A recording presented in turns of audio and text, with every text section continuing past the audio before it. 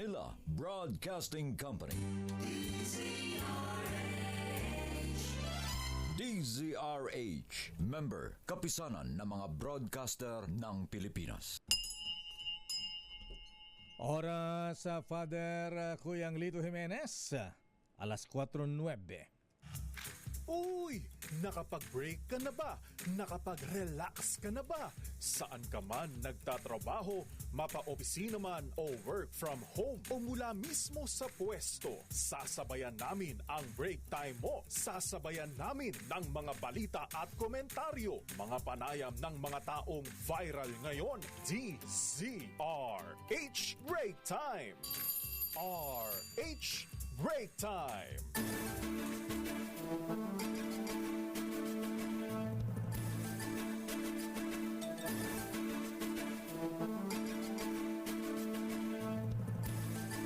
Magandang hapon, Pilipinas. Ako po si Deo Macalma. Ako naman po, Thea Petro Corpuz. At narito ang headlines ng ating mga balita ngayong araw ng Huwebes, 23 ng buwan ng Hulyo. Barko ng Philippine Coast Guard at BIFAR kinanyo ng tubig ng China Coast Guard sa Baho de Masinloc na naman.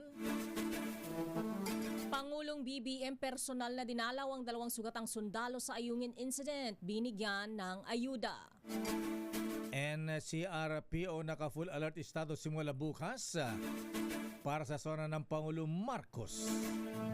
Nationwide gun ban ipatutupad sa Lunes. 3 grupo na bigyan ng permit para makapagsagawa ng rally sa araw ng SONA. Seguridad sa paligid ng PICC sa CCP Complex. Hinigpitan matapos makapag-rally ang militanteng grupo kahapon. Aray ko na naman lakay dahil malakihang taas presyo sa petrolyo, nakaumang na naman sa susunod na linggo. Maaring 5 piso kada litro ng diesel. Senator Risa Ontiveros nagpasaklolo sa NBI sa mga pagbabanta sa kanya sa social media. 2 suspect sa pagpatay kay pro-Marcos vlogger Mima Alicia, arestado ng PNP.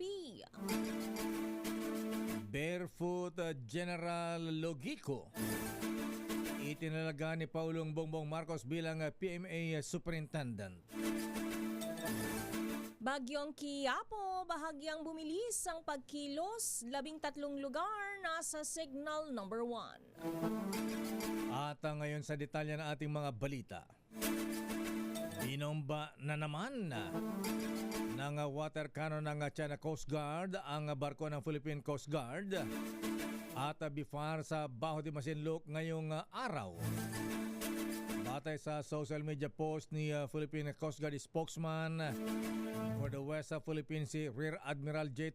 Tariela, nangyayari ang pambababa ng tubig habang namamahagi ng fuel subsidy at mga food packs ang Coast Guard at BIFAR sa mga mangingisda. Ang kay Admiral Tariela, lumapit ang Chinese Coast Guard 3302 sa layong 50 kilometro sa BRP Datu Dumangsil at doon binomba ng tubig ang mga mangisda ng mahigit 2 minutos. Bukod pa rito ay nagsagawa rin ng mapanganib na maniobra ang Chinese Coast Guard. Sarap naman ng Datu Paiburong. Nanindigan naman si Admiral Tariela na sakop pa rin ng Pilipinas ang West Philippine Sea at nangako itutuloy ang pagsuporta sa bawat mangisdang pumapalaot sa West Philippine Sea. Samantala, todo handa na ang National Capital Region Police Office para sa ika-5 SONA ni Pangulong BBM.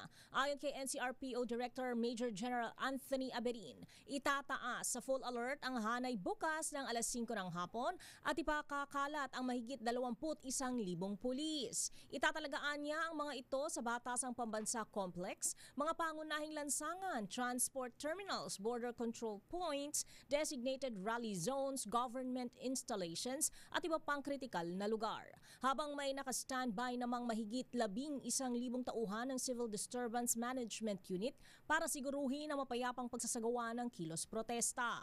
Dagdag pa ni Aberin, magpapatupad din ng no-fly zone at no-drone zone sa designated areas at nationwide suspension ng permits to carry firearms outside residence sa Hulyo 27. Tatlong grupo naman ang pinayagang mag-rally sa araw mismo ng State of the Nation Address ni Pangulong Ferdinand Marcos Jr. sa Lunes, July 27.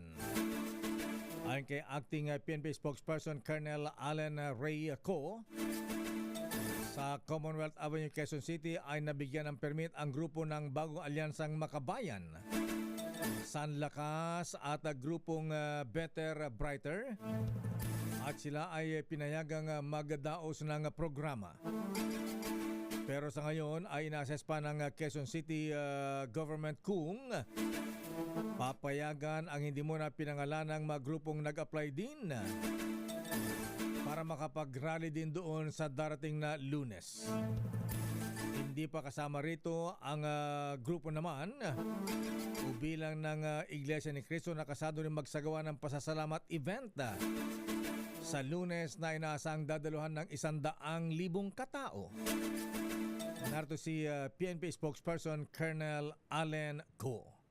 So we do not have the exact details pa sa kanilang gagawing anniversary celebration. So we would like to find out, of course, for the proper preparation. But as the preparation, we all have contingency plans whenever they will decide to hold their anniversary celebration. Samantala, pinangunahan ni House Speaker Faustino D. III ang final run-through sa inspection sa plenary hall para sa gaganaping ika-5 SONA ni Pangulong Bongbong Marcos sa Lunes, July 27. Inilarawan ni D ang 2026 SONA bilang simple but dignified at isang mahalagang araw para sa bansa dahil dito iuulat ng Pangulo ang kalagayan ng Pilipinas sa taong bayan at ang magiging kinabukasan nito. Kinumpirma naman ni House Secretary General Cheloy Garafil na tanging logistical concerns gaya ng seating arrangements for dignitaries at viewing rooms for guests na hindi na ma-accommodate sa loob ng plenary hall ang kanilang finalize para sa SONA.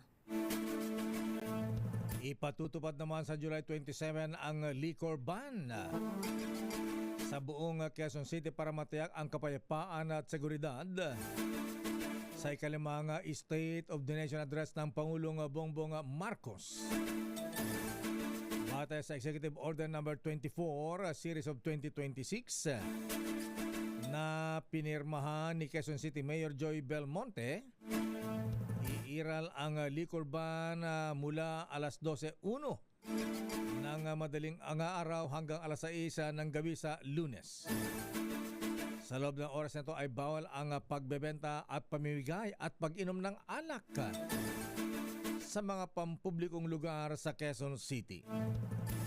Samantala, suspendido na rin ang klase sa lahat ng antas, public at private sa Quezon City sa July 27, batay pa rin sa executive order ni Mayor Belmonte.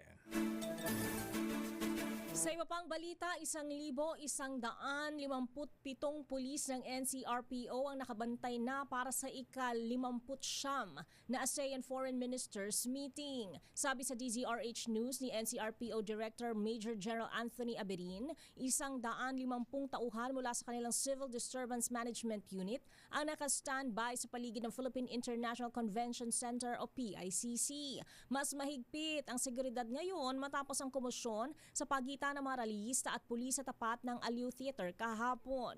Maging ang mga media sa De La Rama Street papasok ng PICC ay hinahanapan na ng ASEAN ID at hindi rin pinapayagan kahit ang pagkuha ng video sa command post ng mga otoridad sa bahagi ng Gate 3 ng PICC. Naaresto na ng pulisya ang 2 suspect sa pagpatay naman ng isang pro-Marcos vlogger na si Alicia Lipata alias Mima Alicia. Ayon kay PNP spokesperson Colonel Allen Co, na aresto ang mga suspect sa Mabalacat, Pampanga kaninang umaga. Nako sa dalawang suspect ang dalawang granada, isang 9mm pistol at isang kalibre 45 na hinihinalang ginamit sa pamaril sa biktima. Ang kay Colonel Co, patuloy ang investigasyon para matukoy kung may iba pang kasabwat ang mga naturang suspect. Kabilang pa rin sa mga tinitingnan anggulo sa pagpatay ay ang pagiging political commentator ng vlogger at ang personal nitong alitan sa dating karelasyon. Narito si Colonel Ray Co. What we are sure of is the two exact individuals who did the actual deed, yung pumatay. Pero there are others, we do not know the exact number right now, who were involved in the planning, who were involved in carrying out this killing. Samantala, tumanggi muna ang Malacanang na kumpirmahin kung magbibigay na otorisasyon si Pangulong Ferdinand Marcos Jr. para buksan ang tax record ni Vice President Sara Duterte. Ito ay matapos pagbigyan ng Senate Impeachment Court ang hiling ng prosekusyon na isubpina ang tax at bank records ng Vice Presidente. Ayon kay Palace Press Officer Claire Castro, ayaw niyang pangunahan ang magiging desisyon ng Pangulo sakaling humingi ng permiso si BIR Commissioner Charlito Martin Mendoza. Pero binigyan diin ni Castro na malinaw ang paninindigan ng Pangulo na dapat sundin ang tamang proseso at kailangang naayon sa batas ang bawat hakbang. Narito ang bahagi ng pahayag ni Castro. Noon pa naman, sinasabi ng Pangulo na sa lahat ng pagkakataon, tanging proseso lamang ang gagamitin at dapat nababatay sa batas. Kung ito naman po ay naisagawa na at ito ang pinatupad nila sa mga nakaraang impeachment trial, ang Pangulo ay susunod lamang sa proseso. Hindi bibitawan ni Atty. Benjamin Tolosa Jr. ang pagiging legal spokesperson ng House Prosecution Panel. Ito ay sarap ng pahayag ni Senate Impeachment Court Presiding Officer Chis Escudero. Sa prosecution at depensa ay konsidera ang pagkakaroon ng mga bagong spokesperson na magkabilang panig. Ayon kay Atty. Tolosa na na-appreciate niya at ng prosecution team ang reminder o paalala ng presiding officer. Narito'y nilinaw ni Impeachment Court spokesperson Attorney Reginald Tonggol na ang binanggit ni Escudero ay hindi naman isang babala. Ayon kay Tolosa, sa ngayon ay wala pang desisyon ang prosecution team sa kanyang posisyon bilang legal spokesperson at private prosecutor din. Tinitiyak na ang lahat ng statement niya ay hindi lumalabag sa sub-judice rule o patakaran sa impeachment court. Sa iba pang balita, nagpasaklolo sa National Bureau of Investigation si Senator Risa Hontiveros kasunod ang natatanggap niyang mga banta sa buhay sa social media. Sa isang pahayag, sinabi ni Hontiveros na lumapit na sila sa NBI para matukoy ang mga nasa likod ng online death threats laban sa kanya. Kinondena ng senadora ang umunoy pagdami ng banta sa internet matapos ang pagpatay sa vlogger na si Alicia Lipata alias Mima Alicia noong Hulyo 17. Anya, sa halip na makiramay ay may mga nagdiriwang pa sa pagkamatay ng vlogger at nagbabantang siya na raw ang susunod. Dahil dito nanawagan din si Hontiveros sa mga social media platform at mga otoridad na kumilos laban sa panggigipit at kultura ng karahasan sa internet. Tiniyak naman ni Senior Deputy Majority Leader at Senate Committee on Finance Chairman Senator J.B. Ejercito na magpapatuloy ang investigasyon sa flood control scandal. Ito'y sa gitna ng maparatang na ginagamit ang impeachment trial kay Vice President Sara Duterte Capiz para pagtakpan ang matagal ng kontrobersya sa flood control projects. Ayon kay Senator Ejercito, kahit na may impeachment trial, ay hindi dapat maapektuhan ang ibang trabaho ng Senado. Katulad na lamang ng issue sa flood control at pagtalakay sa 2027 national budget kapag naisumina na ito mula sa Department of Budget and Management. Kampante naman ng senador na mapapanagot din ang iba pang mga sangkot sa flood control scandal, katulad na lamang ng mga contractors o mga congressmen na contractors ng mga substandard at mga ghost projects. Dahil batay sa naunang pahayag ng ombudsman ay hindi bababa sa 8 contractors ang susunod nilang kakasuhan kaugnay ng mga flood control projects. Bilang chairman ng Senate Committee on Finance, nangako si Senator J.B. Ejercito na gagamiting transparent at accountable na ang proseso ng pagtalakay sa national budget. Kapit lang mga motorista dahil hindi pa rin magkakaroon ng rollback sa presyo ng mga produktong petrolyo sa susunod na linggo. Sa panayam sa damdaming bayan sa DZRH, sinabi ni Department of Energy Industry Management Bureau Director Attorney Rino Abad na tinatayang aabot sa 5 piso kada litro ang posibleng dagdag presyo sa gasolina at diesel, habang 3 piso kada litro naman sa kerosene. Gayunman, nilinaw ni Abad na maaari pang magbago ang naturang pagtataya depende sa galaw ng pandaigdigang merkado sa nalalabing 2 araw ng trading. Narito ang bahagi ng kanyang pahayag. Well, kanina yung sinabi kong estimate, Sir Deo, 3 days pa lang kasi yun. So, posibleng mabago, pero ulitin ko na lang, yung 3 days pa lang, may estimate na tayo sa gasolina. Pareho, gasolina and diesel, around 5 pesos. 3 days pa lang to, no? Po. 5 pesos at itong kerosene nasa 3 pesos. Kaya lang, mababago lang ito ng konti, pero mahirap sabihin na magro-roll back next week. Diba, mataas ang chance na may increase tayo. Mababago lang ito para sa 2 pang araw na darating. Ayan. Today, yung araw ngayon at saka bukas. Ayan. Kasalukuyan, lumalagpas na sa 80 pesos kada litro ang presyo ng diesel at may pangambang umabot muli ito sa 100 piso kada litro kung lalo pang lalala ang tensyon sa pagitan ng Amerika at Iran. Babalikan natin ang pang detalye ng ating mga balita. Standby, Let mula sa Malacanang. Standby, Raymond at Paz mula sa Senado at Milky Regunan mula sa Kamara.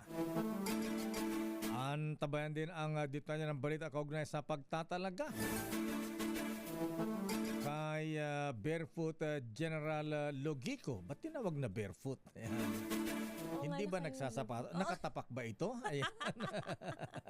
Bilang superintendent ng Philippine Military Academy. Naintriga naman ako rito, barefoot general. Ayan. Alam ko meron akong kapitbahay na barefoot nun. Ayan. Wala talaga siyang sabihin talagang sa paa. walang tsinelas. Ayan, ayaw magtsinelas. Ayan.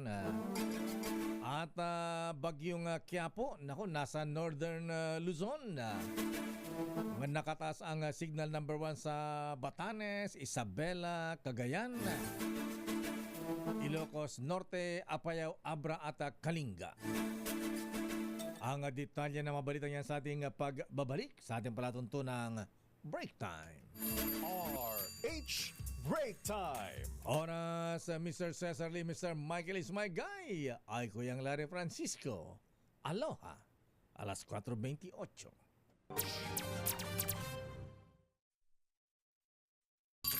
RH Break Time. Oras, Miss Thea. Ganap ng alas 4:36 ng hapon. Bago natin balikan ang mga reports, yung 2 standby, Let Narciso mula sa Malacanang, yung 2 sundalo na sugatan sa Ayungin Shore matapos sa pagpapaluin ng Chinese Coast Guard, binigyan ng tulong pinansyal ng Pangulong Marcos. Hiling ni VP Sara Duterte na gasusan ng Senado ang kanilang pagkain. Dinabla ni Senate President Win Gatchalian. Sabi niya, KKB tayo. Ayan, kanya-kanyang baon. Let's all go Dutch.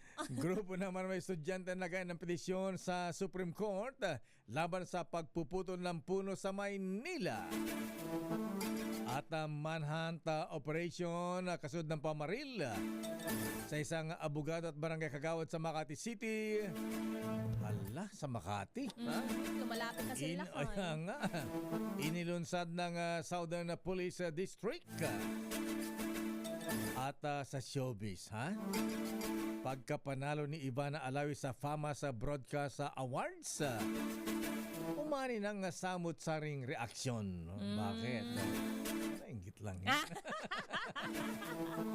Pero bago ang detalye ng balitang yan, abay, mamigay muna tayo ng ating aginaldo sa ating Kring Kring Panalo promo. Kring Kring, take it away.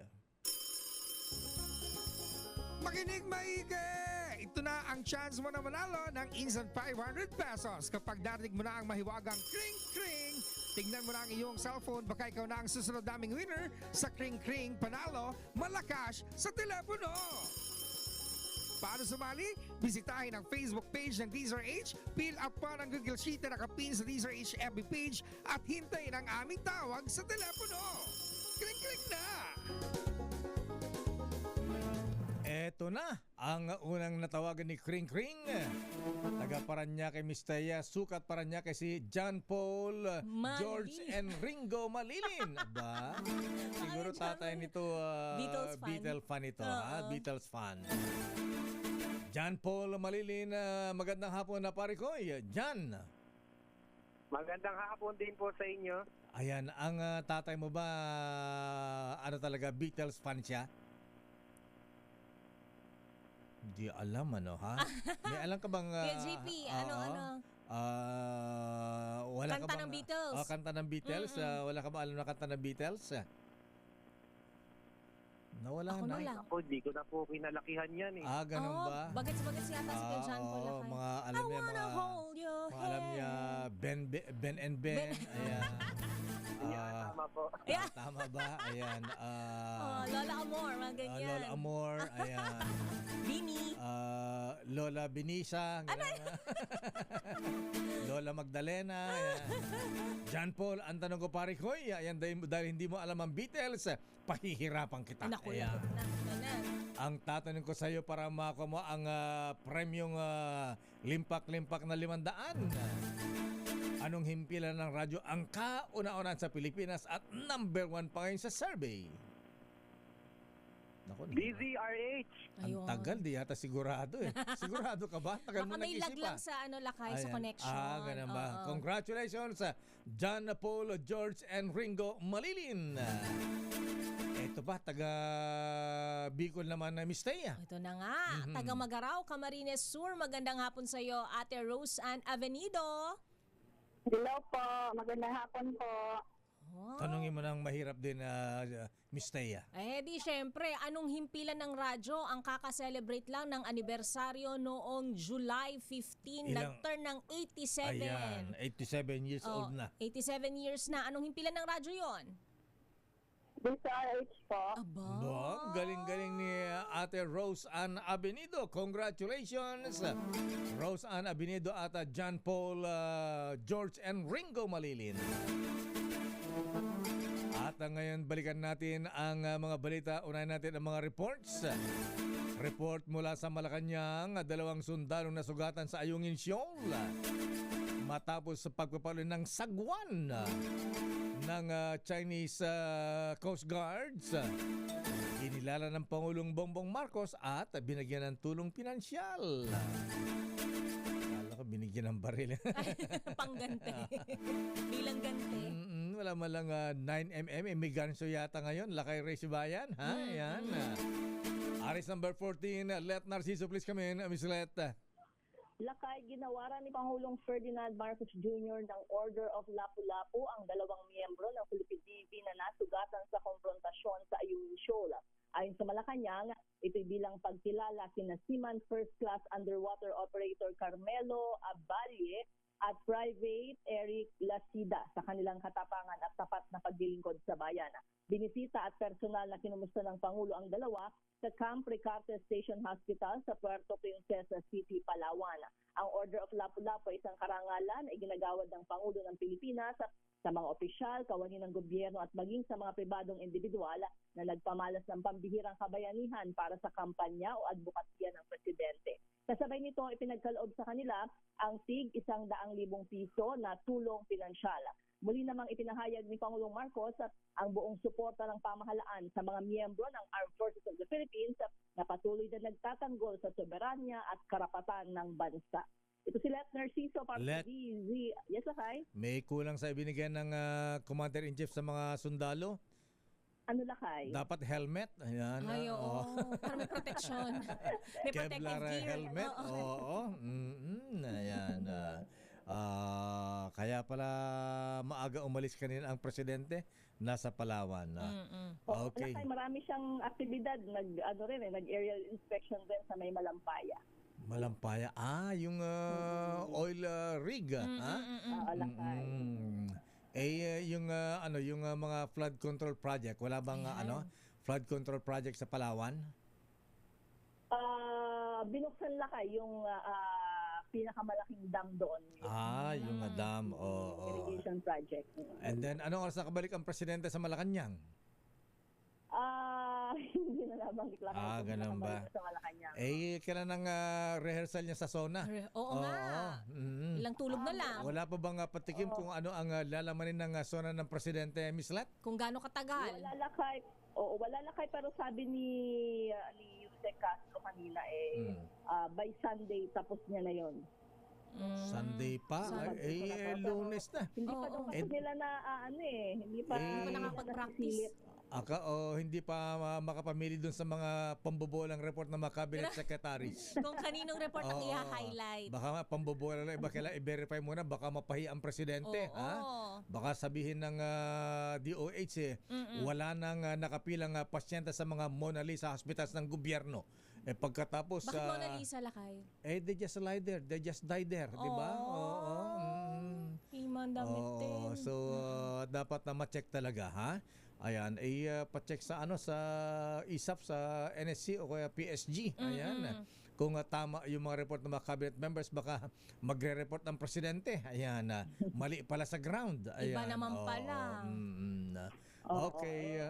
Sabay-sabay daw nating maririnig, Lakay. Pero yung mga accomplishment, yung mahalagang anunsyo, yung ano man yung kanyang sasabihin sa SONA. Pero ngayong Huwebes, dapat Secretary Dave Gomez, Yusek Claire, dapat tapos na, dapat rehearsal na lang ni Presidente. Sino ba katuwang niya sa paggawa ng kanyang script, Lakay? Siyempre, Press Secretary, Dave Gomez. So dapat may idea na si Madam Executive Claire. Secretary, ayan. At script writer, Ayan. At yung tagagawa ng mga punchline, ayan. Para hindi naman boring, Lakay, yung mga sloganeering na parang mahiya naman kayo. Ayan, mga ganon. Para may matandaan. Kung walang kurap, walang mahirap, ang mga ganyan. Mga taga-advertising ang gumagawa niyan. Ayan. Yung mga ganyan liners. Yung mahiya naman kayo, sinong parang nante, sino bang may-ari ng anong advertising company? Si George Garcia, ayan, director ng BCDA ngayon, ayan. Sa kanya ba yun, sabi ng aking bubiti, sa kanya idea yung mahiya naman kayo. Ayan. So alamin natin kung ano naman ang susunod na slogan. Nakakulong na sila. Ayan. Hindi ka pala safe. Ayan. Hindi sila safe. Ayan. Baka hindi matapos-tapos si Presidente, Lakay, kasi ang dami niyang out of town pa baka nahabol niya pa na matapos yung mga ilan sa mga naipangako ng nakaraang SONA. So kahapon, nung isang araw, ngayon at bukas, mayroon pa siyang mga out of town, Lakay. At saka baka bago na rin ng presidente, ha? Ano, Lakay? Baka sabihin niya hindi na sila aabutin ng Pasko. Ayan. Ano na, Lakay? New Year naman. Mapuputokan kayo sa bagong taon. Yun na, may idea na tayo, Lakay. Kanya na yun. Pwede na yan. Yung dati, Lakay, di ba, na magpapasko sa loob. Yun yung sinabi. Ito nga. Hindi palagay ko. Alam ko, bago magpasko, marami dito sa napangalanan dito ay Palagay ko nasa ano na, matatapos na yung kaso nila, buo na yung kaso. Makukulong na sila. Ayan. Wala Nasa oblo na sila. Mahiya naman kayo! Mahiya naman kayo! Mahiya naman kayo! Baka sabihin na may ba? Ano lakay? Mr. President, mukhang napapahiya kayo, ha? Oo. Wala nangyayari sa flood control project. Oo, kailangan matik niya yung mga listahan lakay ng promises niya from last year. Isang taon na lang dalawa pala yung nakukulong, yung mag-asawang Diskaya. Oo, Ayan. diba? Yung mga mas mayaman na mas marami na kulimbat na, abay andyan pa rin. Pero may mga senador naman lakay na nakapiit ngayon.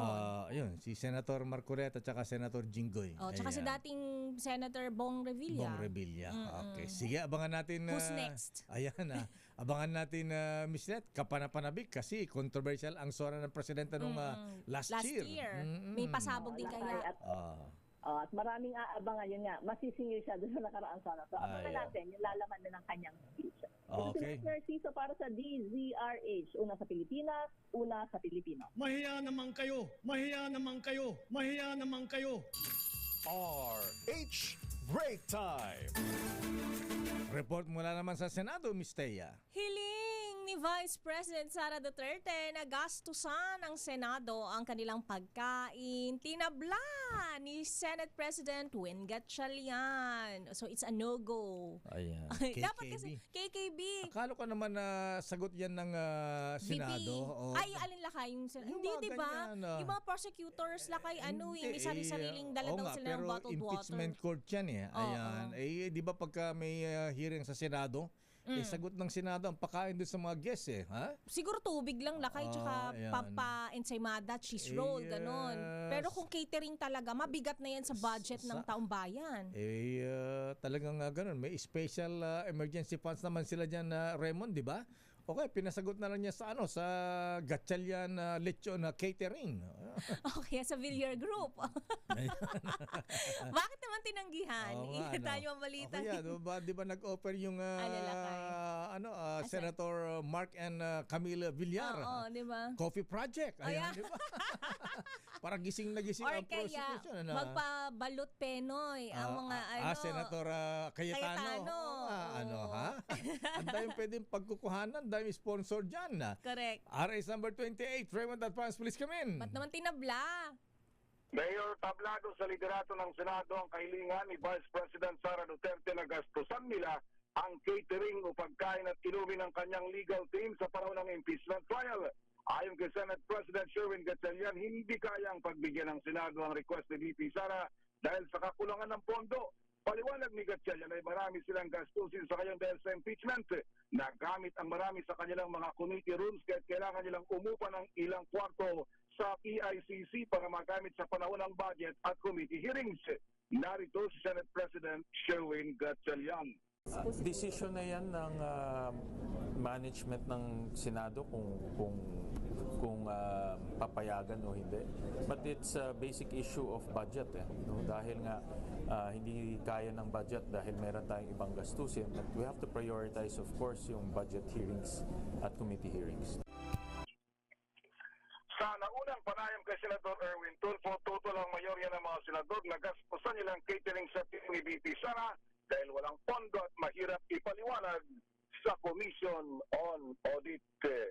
Ito si Raymond. Raymond Advance para sa DZRH, una sa Pilipinas, una sa Pilipino. Baka namamahalan sila sa gastos. Saan? Pakita tayo kay Diwata. Ayan. Ay, oo nga. Huwag na tayong lumayo. Diyan lang sa labas nila. Mura siguro yun. 100. Unli sabaw na. May pa soft drinks na. Unli rice pa. Unli rice pa. Pwede na. Oo. Ilang heads ba? Marami. Tsaka pagkatapos, sasakit naman ang tiyan mo. Magkakasubukan ng tapang ng sikmura talaga dyan, lakay. Pati ba ng sikmura dyan? Okay. Battle of the fittest. Ayan. Okay nga Rod Raymond. Maraming salamat. Balik sa inyo, Mayor at Ms. Thea. Lumaka naman tayo sa Camera House Sergeant at Arms. Pinagandaan ng posibleng worst case scenario sa SONA sa Lunes ng Pangulo. Bakit may mga expect the unexpected ba, Manang Milky? Ayan. May banta ba? Aris number 12, Milky Rigunan, please come in. Manang Milky. Lakay at Thea, pinaghahandaan ng House Sergeant at Arms sa mga posibleng worst-case scenarios kaugnay ng State of the Nation Address o SONA ni Pangulong Bongbong Marcos sa darating na Lunes, July 27. Ayon kay retired Brigadier General Ferdinand Melchor de la Cruz, ang House Sergeant at Arms, sa ngayon wala naman daw silang namamonitor na banta sa seguridad kaugnay ng nalalapit na SONA. Pero sinabi ni de la Cruz, dahil nga sa kasalukuyang political landscape at nagpapatuloy ang impeachment trial sa Vice Presidente, mga isyu ng katiwalaan sa flood control projects at iba pa, hindi naman daw pwedeng maging kampante. Ayon pa kay de la Cruz, maigpit sila may makikipag-coordinate sa mga law enforcement agencies dahil sa mga inaasahang kilos protesta sa may kabaan ng Commonwealth ng iba't ibang mga grupo na isasabay naman sa SONA. Sa ngayon, Lakay at Thea, ipinatutupad na ang lockdown sa batasan pambansa hanggang sa weekend kung saan kontrolado na ang mga taong papasukin. Kahapon, nagsagawa na rin ang final run-through si House Speaker Faustino D. III sa plenary para inspeksyonin naman ang mga last-minute preparations bilang paghahanda ng Kamara sa gagawing SONA ni Pangulong Marcos sa darating na araw ng Lunes. Ako si Milky Rigunan, nagulat para sa DCRH, una sa Pilipinas, una sa Pilipino. Maraming salamat, Manang Milky. Samantala, Pangulong BBM inihayag ang galit ng sambayan ng Pilipino nang ipatawag ang Chinese ambassador. Idetalye mo balitang yan, RH52, Enyel Parrosa. Enyel. Misdeya at Lakay, kinatawa ni Pangulong Bongbong Marcos ang collective anger o galit ng buong Pilipino ang ipatawag ng Chinese ambassador. Kasunod ng pinakahuling marahas na insidente sa Ayungin Shoal, ayon kay Defense Secretary Gilberto Chidoro Jr., ito ang naging laman na pag-uusap ni na PBBM at Ambassador Jing Tuan na unang inilarawan ng dayuhan bilang isang constructive dialogue. Sabi ni Chidoro, tumindig si PBBM para sa karapatan ng mga Pilipino alinsunod sa Ligang Batas. Importante umanong mabigyan din ito lalo't kilala ng marami si Presidente bilang isang diplomatically proper na tao. Samantala, pinuna ng kalihim ang paglabag umano ng Chinese ambassador sa embargo dapat na naturang pakikipag-usap kay PBBM. Naura nang sinabi ng Malacanang na nawagan ng reset si Marcos Jr. pang hindi na maulit ang insidente ikinasugat ang dalawang Philippine Navy personnel. Ako si Daniel Parrosa, DZRH, una sa Pilipinas, una sa Pilipino. Maraming salamat, Edniel Parrosa.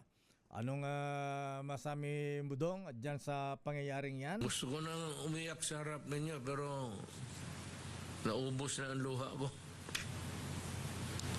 Ay, buhay.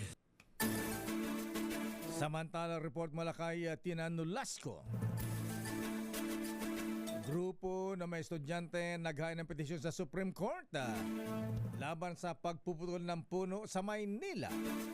Tina Nolasco, please come in. Mayor, naghain ng petition for certiorari ang grupo ng mga estudyante dito sa Supreme Court ngayong araw. Ito'y para iapela sa Korte Suprema na ipatigil ang pagpuputol ng puno sa kahabaan ng Quirino Avenue at Ross Boulevard para bigyang daan ang Southern Access Link Expressway o SALEX project ng San Miguel Corporation. Ayon kay Joaquin Bautista, isa sa mga petitioner, hinihiling nila sa Supreme Court na maglabas ng Temporary Environmental Protection Order sa pagpuputol ng mga natitirang puno sa nasabing lugar. Nakasaad din sa kanilang petisyon na ideklarang unconstitutional o labag sa saligang batas ang Section 23 ng Republic Act No. 11966 o Public-Private Partnership Code. Bukod pa rito, ang panawagang ipawalang visa ang kautusan ng Manila Regional Trial Court Branch 41 kaugnay sa kanilang petisyon laban sa SALEX project. Pakinggan natin ang isa sa mga estudyante. Si Elisha ay pumunta po mismo sa Quirino Avenue. Nakita po namin yung pagputol ng mga puno doon sa karsada po na yun. Hindi lang po lungkot yung naramdaman namin, kundi pati po galit. Nagagalit kami kasi bakit kailangan yung putulin yung ganyan karaming puno? Para lang gagawa po kayo ng expressway para sa mga makakabili ng kotse. Paano naman po yung mga naglalakad sa karsada? Paano naman po yung mga gagamit ng pampublikong transportasyon?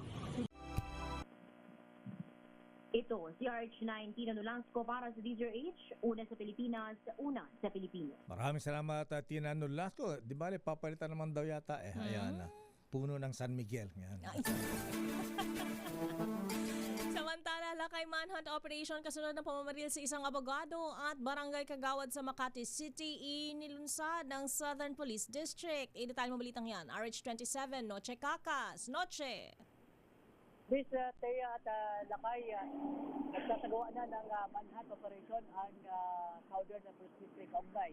Ito sa insidente ng pamamaril kung saan isang biktima, abogado at isang barangay Kagawad Lakay sugatan ngayon at sa ilalim sa operasyon sa ospital. Ito yung crime scene Lakay kung saan ito yung kanyang motorsiklo na sinakyan. Pagkahatid doon sa kanyang estudyante, pagkagrahe dito, nagtanggal ng helmet doon, nangyari na. Ang sinasabi ng mga witness dito Lakay at Miss Thea, dalawang putok ng baril kung saan ay ang isang kagawad at abogado na biktima ay tinamaan dito sa gilid sa may tenga. Kaya ngayon ay nasa ospital.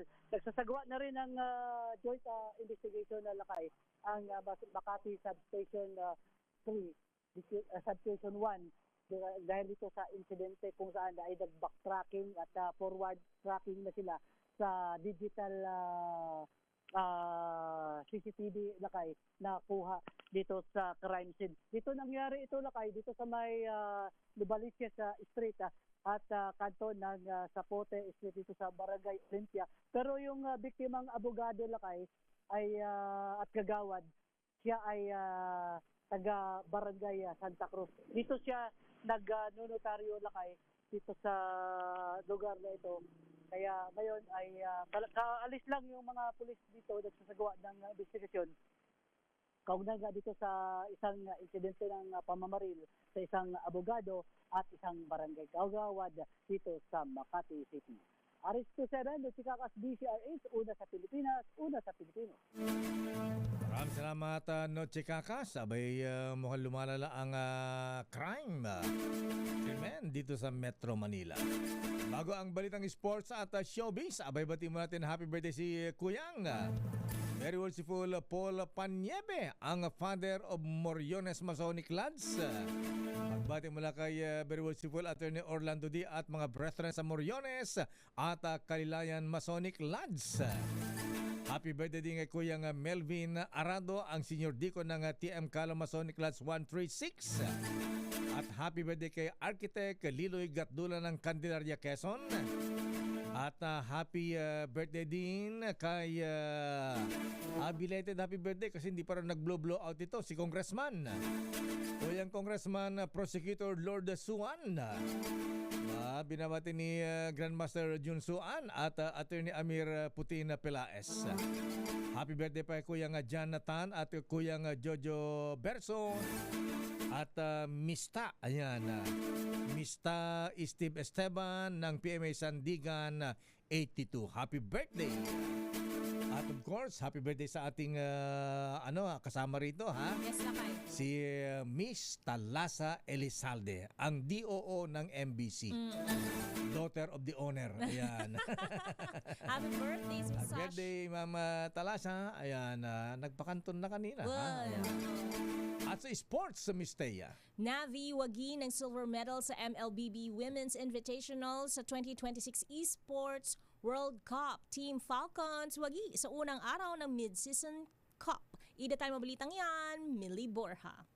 Silver medal ang naiuwi ng Navi PH matapos ang kanilang kampanya sa Mobile Legends Bang Bang Women's Invitational o MWI ng 2026 Esports World Cup. Nabigo ang Philippines squad na babawi ang kampyonato matapos malunod sa defending champion na Team Vitality with 4-2 score sa best of 7 finals. Binubuo ang Navi PH ni Gwyneth Not Anayami Jagon, Mary Merey Vivero, Lorraine Rian Alcaraz, Kay Keishi Alpuerto, at Honey Rain Jamlan sa ilalim ni Coach Salman King Salman Makarambon. Dahil sa runner-up finish, nakatanggap ang Navi PH ng $90,000 na papremyo. Samantala na panatili ng Indonesian squad na Team Vitality ang corona at naging kauna-unahang kupunan na nagkampiyon ng magkasunod sa MWI. Tinanghal naman na third placer ang Geltech Cyber Team ng Russia matapos walisin ng Galaxy Phoenix ng Cambodia. Samantala, sa ibang laro, nagbukas naman sa panalo ang kampanya ng Team Falcons Philippines sa Mobile Legends Mid-Season Cup o MSC. Matapos ang mabagal na simula, tinalo nito ang Guangzhou Gaming at 2-0 upang makabawi mula sa pagkabigo nito sa finals ng 2024 edisyon. Dahil sa panalo, umusad ang Team Falcons sa upper bracket semifinals at isang panalo na lamang ang kailangan nito upang makapasok sa playoffs. Bumagsak naman sa lower bracket ang Guangzhou Gaming na may Filipino gold laner na si Simon Sai Torres at nanganganib ng maagang matanggal sa torneo. Ito si Mili Borja ng DZRH TV, una sa Pilipinas, una sa Pilipino. Maraming salamat, Mili Borja. Gusto ko nang sumari dyan, kaya hindi ako marunong dyan. Esports lang.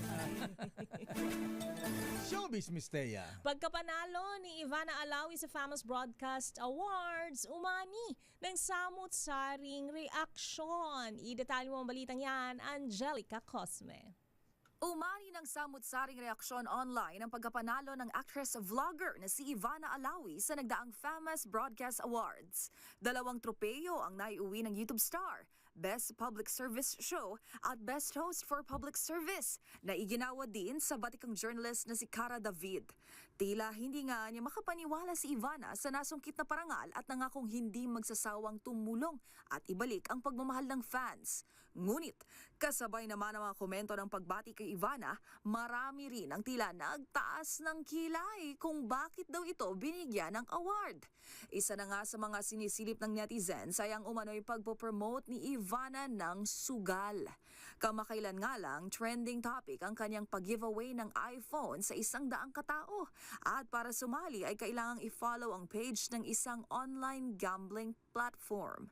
Sa kabila naman ng mga komento ng netizens, tila tikom pa rin ang bibig ni Ivana sa issue na nag-celebrate lang din kamakailan ng kanyang panibagong milestone sa Facebook matapos naman umabot sa 50 million ang kanyang subscribers.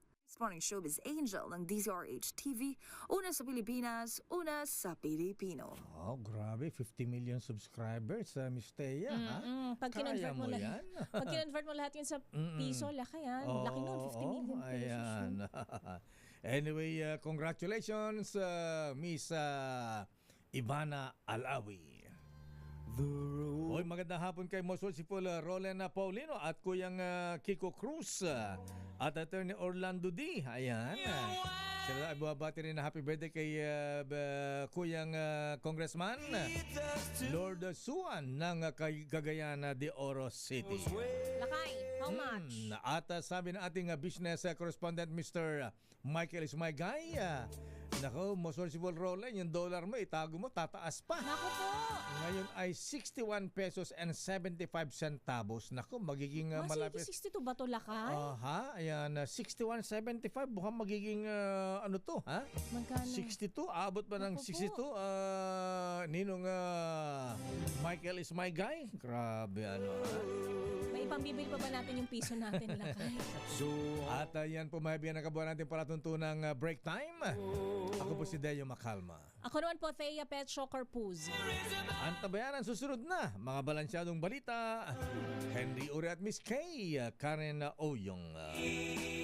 Oras Kuyang Ronnie Sonyo, parang sardinas lang. 5:55. Alas 5:05. Bye-bye, ingat.